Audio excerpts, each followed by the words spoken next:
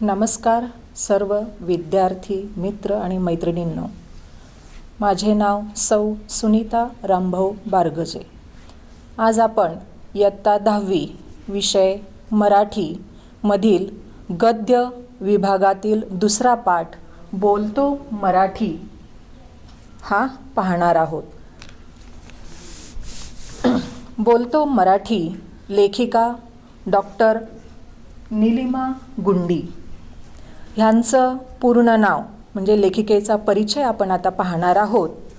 या लेखिकेचे पूर्ण नाव आहे डॉक्टर नीलिमा माधव गुंडी. ह्यांचा जन्म 14 ऑक्टोबर 1952 साली झालेला आहे.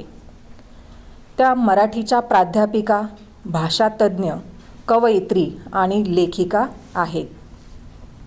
2011 साली बेळगाव या ठिकाणी भरलेल्या मंथन महिला साहित्य संमेलनाच्या त्या अध्यक्षा होत्या. 2011 आणि 2012 साली संवेदना या महाराष्ट्र साहित्य परिषदेच्या पुणे शाखेकडून प्रसिद्ध होणाऱ्या दिवाळी अंकासाठी मुख्य संपादक म्हणूनही या लेखिकेने काम केलेलं आहे. मराठीच्या या सर्वांगीण अभ्यासाला वाहिलेल्या भाषा आणि जीवन हे जे नियतकालिक आहे, या नियतकालिकांच्या संपादक मंडळाच्या सदस्य म्हणून सुद्धा त्यांनी अनेक वर्ष कार्य केलेलं आहे. सर परशुराम भाऊ कनिष्ठ महाविद्यालयाच्या मराठी विभागामध्ये त्या प्राध्यापिका होत्या. आता आपण लेखिका डॉक्टर नीलिमा गुंडी ह्यांचं जे साहित्य लेखन आहे त्या साहित्य लेखनाचा अगदी थोडक्यामध्ये आपण परिचय करून घेणार आहोत. त्यांचं बालसाहित्य जर म्हटलं तर अक्षरांचा देव, निरागस हे बालसाहित्य त्यांचं प्रसिद्ध आहे. आता ललित साहित्यामध्ये देठ जगण्याचा, रंगांचा थवा हेही प्रसिद्ध आहे. त्याचप्रमाणे त्यांनी इतरही काही पुस्तके लिहिलेली आहेत. भाषा प्रकाश, भाषा भान, शब्दांची पहाट, भारतीय भाषातील स्त्री साहित्याचा मागोवा, त्यातील खंड 1 आणि 2, लाटांचे मनोगत, विचारशिल्प असे अनेक 35 पुस्तकं या लेखिकेचे प्रकाशित झालेली आहेत. आता आपण बोलतो मराठी या पाठाचा जो आशय आहे, या पाठाचा आशय आपण थोडक्यात पाहणार आहोत. आता मराठी ही आपली मातृभाषा आहे हे तर तुम्हाला सर्वांना माहितीच आहे. मग या मातृभाषेची जी थोरवी आहे, हे मातृभाषेची थोरवी या लेखिकेने या पाठामध्ये गायलेली आहे, सांगितलेली आहे, वर्णन केलेली आहे. आपली ही मराठी भाषा आपण कशी वापरली पाहिजे, ती कशी बोलली गेली पाहिजे याचं मार्गदर्शन लेखिकेने या पाठामध्ये केलेलं आहे. आपली मराठी भाषा जी आहे, या भाषेमधील जे काही आपण बोलताना विविध शब्दप्रयोग करतो, त्या शब्दप्रयोगामुळे काही वेळेला काय होतो, विनोदाची निर्मिती तयार होत असते. आणि हे जे विनोद आहेत, हे विनोद कसे निर्माण होतात याचं सुद्धा वर्णन आपल्याला या पाठामध्ये पाहायला मिळणार आहे. आता व्युत्पत्ती कोश तुम्हाला माहिती आहे, तर या व्युत्पत्ती कोशामध्ये सुद्धा या शब्दांची व्युत्पत्ती म्हणजे निर्मिती कशी होते हे जर आपण शोधलं तर आपल्याला खूप काही अशी नवीन माहितीसुद्धा कळते. आणि ही नवीन माहिती जर आपल्याला मिळाली तर त्यातून नक्कीच आपल्याला आनंदसुद्धा मिळत असतो. आणि अशा या भाषेमुळे आपल्या जीवनामध्ये एक वळण आपल्याला मिळत असतं. या जीवनामध्ये भाषेला अशा प्रकारे हे महत्त्व दिलेलं आहे. आणि आपल्या या मनातल्या ज्या काही भावभावना आहेत, त्या भावभावनांचं अर्थ सौंदर्य जे आहे ते उलगडण्याससुद्धा या भाषेमुळे मदत होत असते. आणि हेच या पाठामधून लेखिका डॉक्टर नीलिमा गुंडी यांनी स्पष्ट केलेलं आहे. बघा आता की काही वेळेला आपण बोलतो एक आणि समोरचा वेगळाच, म्हणजे जे काही आपण बोलतो ते एक असतं आणि समोरचा मात्र काय करतो, आपल्या ज्या बोलण्याचा अर्थ आहे तो अर्थ मात्र तो वेगळाच लावत असतो. म्हणजे आपल्याला त्याच्यातून सांगायचं असतं एक आणि समोरचा अर्थ घेतो वेगळाच. आणि मग त्याच्यातून काय होतो, एक विनोद निर्माण होत असतो. आणि म्हणूनच ही भाषा वापरताना या अर्थाचा अनर्थ होऊ नये ही काळजी आपण प्रत्येकाने घेतली पाहिजे आणि तेच या पाठामधून सांगितलेलं आहे. आता आपण बघूया की ह्याच्यामध्ये बघा, या पाठाच्या सुरुवातीलाच काय सांगितलेलं आहे, एक विनोद सांगितलेला आहे. मग या लेखिकेने हा जो पाठ या ठिकाणी प्रस्तुत केलेला आहे याच्यामध्ये आपण मराठी भाषेची जी काही शक्तिस्थळे आहेत, शक्तिस्थळे म्हणजे सामर्थ्य असलेले जी स्थानं आहेत त्याचा उल्लेख पाठामध्ये केलेला आहे. त्याच्यापैकीच आपण पहिलं पाहूया क्रियापद. म्हणजे क्रियापद आपण जे काही वापरतो त्यामुळे या भाषेला कसा वेगळा अर्थ निर्माण होतो, त्या वाक्याचा अर्थ कसा बदलतो ते या ठिकाणी सांगितलेलं आहे. आता पाठामध्ये सुरुवातीला एक विनोद सांगितलेला आहे आणि हा जो विनोद आहे हा विनोद या लेखिकेने वर्तमानपत्रामध्ये वाचलेला होता. आणि ह्याच्यामध्ये 2 पात्र आहेत, एक नवरा आणि बायको. म्हणजे त्या बायकोला बोलायचं असतं एक आणि नवरा मात्र वेगळाच अर्थ घेतो. पण बोलताना सुद्धा आपण शब्द कसे वापरले पाहिजे त्याच्यावर सुद्धा त्याचा अर्थ अवलंबून आहे. या ठिकाणी ही बायको आपल्या नवऱ्याला म्हणते की तुम्हाला मी उत्तप्पा बनवू का. बघा, आता शब्दशः जर अर्थ घेतला तर नवऱ्याला ही बायको काय करणार आहे, उत्तप्पा बनवणार आहे. म्हणजे तिला म्हणायचं होतं की तुम्हाला खाण्यासाठी उत्तप्पा तयार करून देऊ का, असं जर म्हटलं असतं तर त्याचा योग्य अर्थ झाला असता. पण तिने या ठिकाणी भाषा काय केलेली आहे, शब्द जे आहेत ते वेगळे वापरलेत. त्यामुळे या ठिकाणी विनोद निर्माण झालेला आहे. मग नवरा म्हणतो नको, मी माणूसच ठीक आहे, आली मोठी जादूगार. म्हणजे माणसाचं ही काय आता उत्तप्पा बनवते की काय, असा या ठिकाणी विनोद निर्माण झालेला आहे. म्हणजे बनवणे हे जे क्रियापद आहे हे क्रियापद या वाक्यामध्ये योग्य नाही असं या लेखिकेला या ठिकाणी म्हणायचं आहे. आणि म्हणून त्या ठिकाणी काय झालेलं आहे, विनोद निर्माण झालेला आहे. आता मराठीमध्ये आपण स्वयंपाकघरामध्ये ज्या काही क्रिया करतो तर त्याला मराठीमध्ये असे काही शब्द आहेत बघा. पोळ्या लाटणे, भाजी फोडणीला टाकणे, कढी करणे किंवा भात रांधणे, रांधणे म्हणजे शिजवणे, कुकर लावणे. म्हणजे ह्या ज्या क्रिया आहेत त्याच्यासाठी वेगवेगळे या ठिकाणी शब्दप्रयोग आलेले आहेत. पण हल्ली सगळेच काय करतात, बोलताना ह्या पदार्थांबद्दल आपण बनवले जातात म्हणजे बनवले हा शब्द वापरतो. मग ह्या क्रियांसाठी बनवले हा शब्द योग्य आहे का, पोळ्या बनवल्या हे योग्य आहे का, नाही आहे. म्हणजे या ठिकाणी मग काय होतो, अर्थाचा अनर्थ होतो. म्हणजे बनवणे याचा शब्दशः अर्थ जर आपण घेतला तर फसवणे असा अर्थ आहे. आणि म्हणून बनवणे हे जे क्रियापद आहे हे क्रियापद या ठिकाणी योग्य नाही असं लेखिका या ठिकाणी सांगत आहेत. आता बघा, मराठीमध्ये मारणे हे क्रियापद जर आपण घेतलं तर त्याच्या संदर्भात अनेक उदाहरणं आपल्याला सांगता येतील. आणि अशा उदाहरणांची मुलांनो आणि मुलींनो तुम्हीसुद्धा एक यादीच तयार करा. गप्पा मारणे, उड्या मारणे, थापा मारणे, टिचकी मारणे, शिट्टी मारणे, पाकीट मारणे, जेवणावर ताव मारणे म्हणजे भरपूर खाणे, हातपाय मारणे, पोहताना हातपाय मारतात की नाही त्याला पोहताना हातपाय मारणे, माशा मारणे म्हणजे वेळ वाया घालवणे. म्हणजे या ठिकाणी मारणे त्याचा अर्थ काय होतो, मार देणे. हा अर्थ येथे कोठेही आलेला नाही. म्हणजे योग्य तोच या ठिकाणी अर्थ आपण घ्यायला हवा. आणि हीच तर काय आहे, भाषेची खरी गंमत आहे असं या ठिकाणी म्हटलेलं आहे. त्याच्यानंतर मराठी भाषेचं दुसरं शक्तिस्थळ म्हणजे वाक्प्रचार, तुमच्या परिचयाचे असलेले वाक्प्रचार. आता या शब्दप्रयोगामुळे सुद्धा जसं आपण शब्दप्रयोग वेगवेगळे वापरतो आत्ताच आपण पाहिल्याप्रमाणे, तसं वाक्प्रचार ही सुद्धा काय आहे, भाषेची एक खास अशी शैली असते, वैशिष्ट्य असतं. आता वाक्प्रचारामध्ये बघा, खस्ता खाणे. आता खस्ता खाणे म्हणजे हा काही खाद्यपदार्थ आहे का, नाही आहे. शब्दशः अर्थ आपण घेतला तर खस्ता खाणे म्हणजे जणू काही तो खाण्याचा पदार्थच आहे की काय असं आपल्याला समजतं. पण शब्दशः अर्थ या ठिकाणी घ्यायचा नाहीये. तर खस्ता खाणे म्हणजे खूप कष्ट करणे. कंठस्नान घालणे.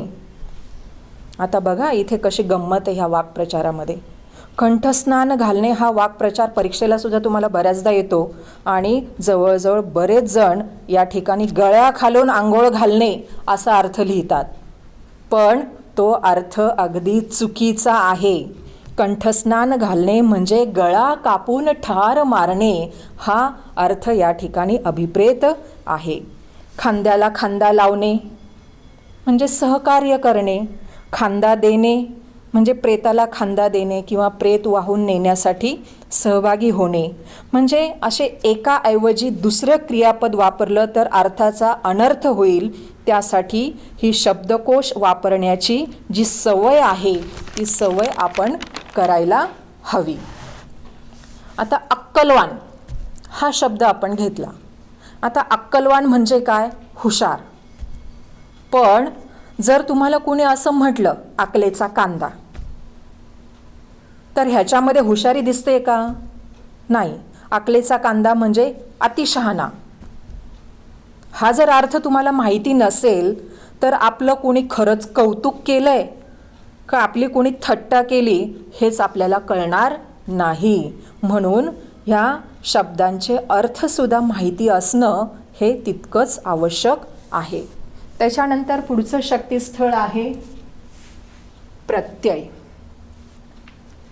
आता क्रियापद लावण्यापूर्वी जे नाम आहे त्या नामाला कोणता प्रत्यय लावायचा हे जर आपल्याला माहिती नसेल तर काय होईल?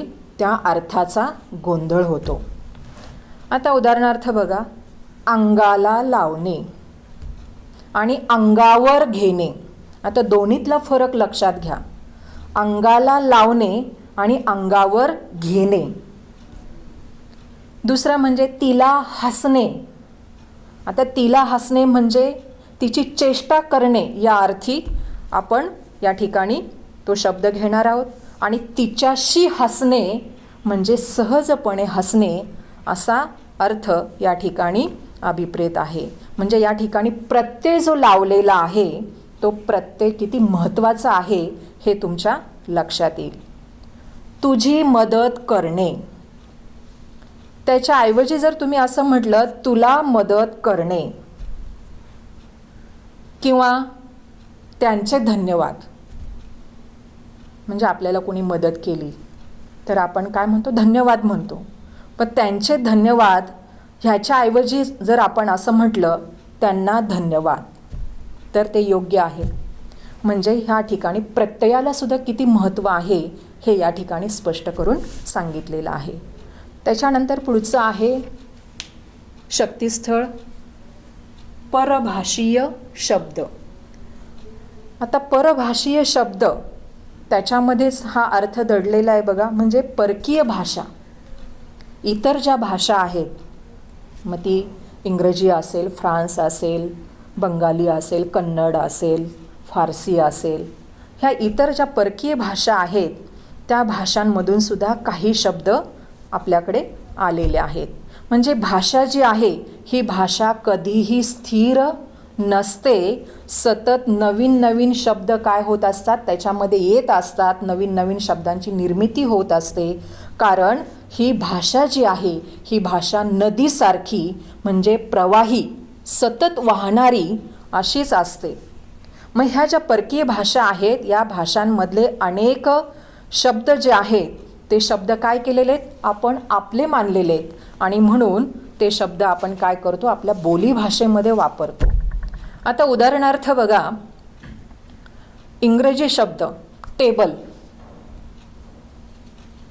तो आपण बऱ्याचदा बोलताना वापरतो. बॉल, मराठीमध्ये कोणी त्याला चेंडू म्हणत नाही, आपण बॉलच म्हणतो. पण मराठीचं व्याकरण जे आहे ते झुगारून हे शब्द वापरणं योग्य नाही. काही वेळेला त्याचं काय होतो? अनर्थ होतो. आता उदाहरणार्थ मी स्टडी केली, हा इंग्रजी शब्द तुम्ही त्याच्यामध्ये एक शब्द घातला स्टडी, पण हेच जर तुम्ही मराठीमध्ये असं म्हटलात की मी अभ्यास केला तर ते योग्य वाक्य होईल, त्याचा अर्थही आपल्याला लगेच कळेल. किंवा अजून एक उदाहरण आपण पाहूया. चल लवकर, फास्ट फास्ट. म्हणजे नको त्या प्रमाणामध्ये जर आपण ह्या परकीय शब्दांचा त्याच्यामध्ये वापर केला तर त्याचा अर्थ वेगळा होतो. जर चल लवकर लवकर असं म्हटलं तर योग्य आहे. चल लवकर फास्ट फास्ट म्हणजे इथे मराठी पण आहे आणि इंग्रजी पण आहे, म्हणजे दोन्ही भाषांचा वापर काय केला आहे या ठिकाणी केलेला आहे. त्याच्यानंतर पुढचं शक्तिस्थळ आहे शब्दांची व्युत्पत्ती. व्युत्पत्ती म्हणजे निर्मिती, नवीन शब्द निर्माण करणे, तयार होणे. म्हणजे त्या शब्दांचा जो उगम आहे तो उगम किंवा निर्मिती. ह्याच्यामधून सुद्धा ही जी शब्दांची व्युत्पत्ती आहे त्याच्यातून सुद्धा आपल्याला खूप काही नवीन माहिती आपल्याला मिळत असते. आणि त्या शब्दाची जी काही पाळंमुळं आहेत ती किती दूरवर पसरलेली आहेत ते आपल्याला त्याच्यातून कळतं. आणि या शब्दांच्या मुळाकडे जर आपण गेलो तर त्यामुळं आपल्या चुकासुद्धा होणार नाहीत. त्यासाठी पण या ठिकाणी पुस्तकामध्ये तुमच्या उदाहरण दिलेलं आहे की कदर करणे हा वाक्प्रचार आहे. मग त्याच्यामधला कदर हा जो शब्द आहे हा शब्द कद्र या अरबी शब्दापासून हा शब्द घेतलेला आहे. कदर याचा अर्थ मुळातच त्याचा अर्थ असा आहे की गुणांची पारख. आणि कद्र या अरबी शब्दापासून कदर हा शब्द आपल्या मराठी भाषेमध्ये आलेला आहे. तसंच अनुसया हाही एक शब्द आहे. आता या ठिकाणी अनुसया जे आहे ते नाव नाही आहे तर अनसूया असं आहे. पण आपण अनुसया म्हणजे हे नाव घेत असतो, पण तो मुळातच शब्द असा आहे की अनसूया.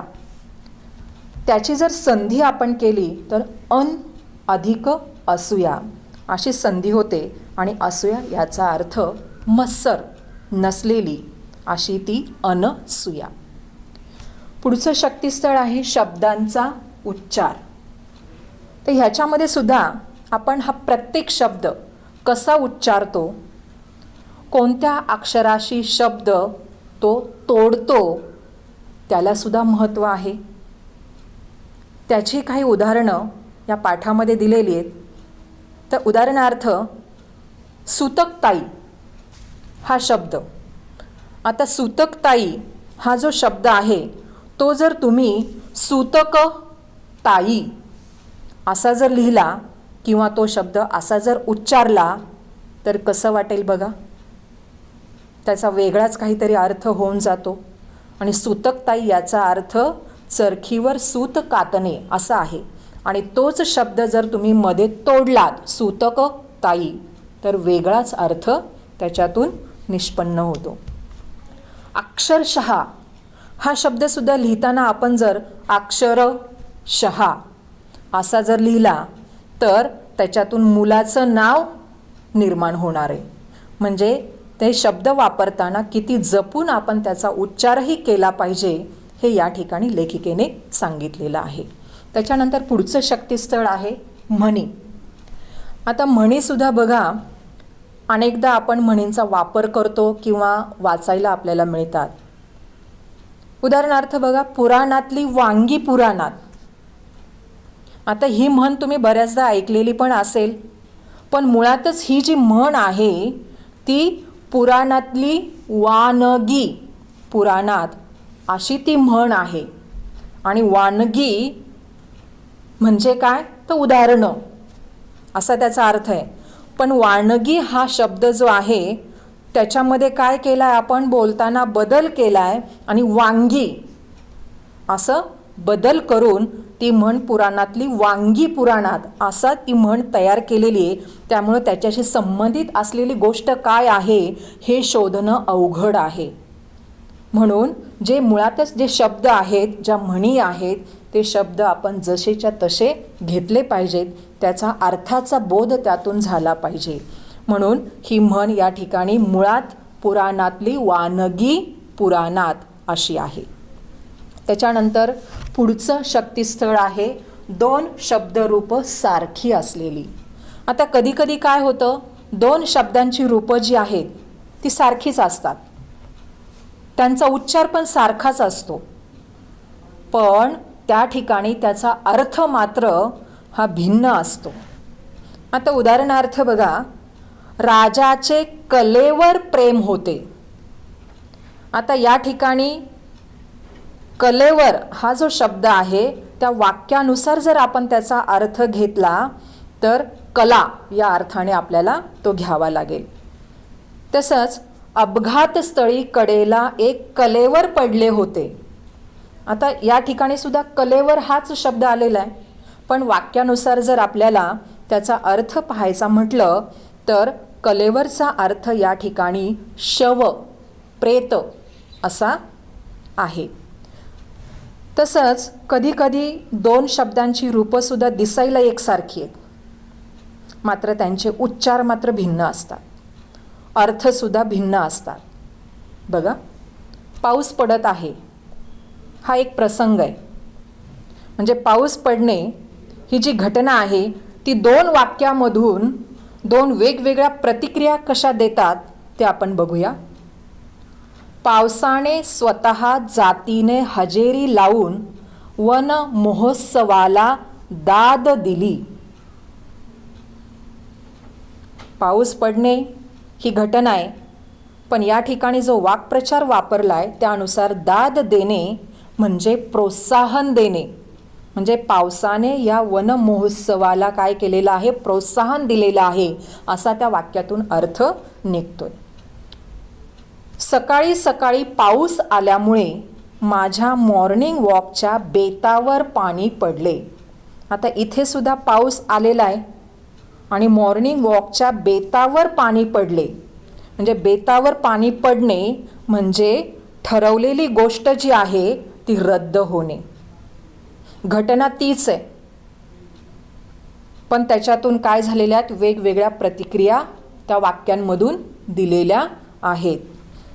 म्हणजे अशा प्रकारे आपली जी भाषा आहे ही भाषा अगदी हवेसारखी आहे. तिचं जीवनातलं जे महत्त्वाचं स्थान आहे ते आपण कायम ठेवायला पाहिजे.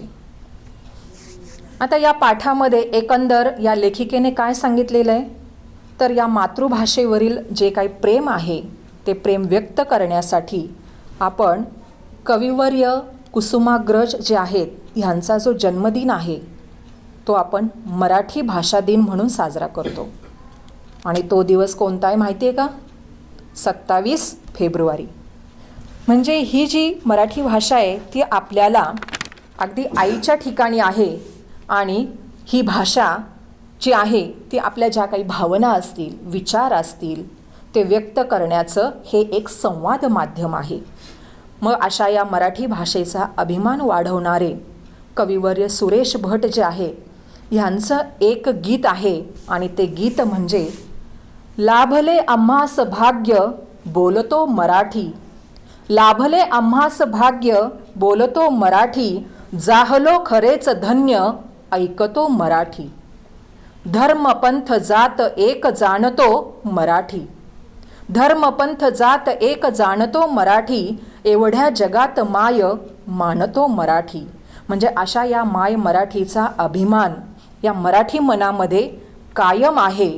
आणि या मराठी भाषेचं महत्त्व जर तुम्ही जाणून घेतलं तर ती नक्कीच समृद्ध होईल आणि ती अजून जास्तीत जास्त समृद्ध कशी होईल, वृद्धिंगत कशी होईल याकडे लक्ष तुम्ही द्याल आणि तिला मान मिळवून द्याल याची मला सुद्धा खात्री आहे आणि लेखिकेची सुद्धा ही अपेक्षा आहे. धन्यवाद.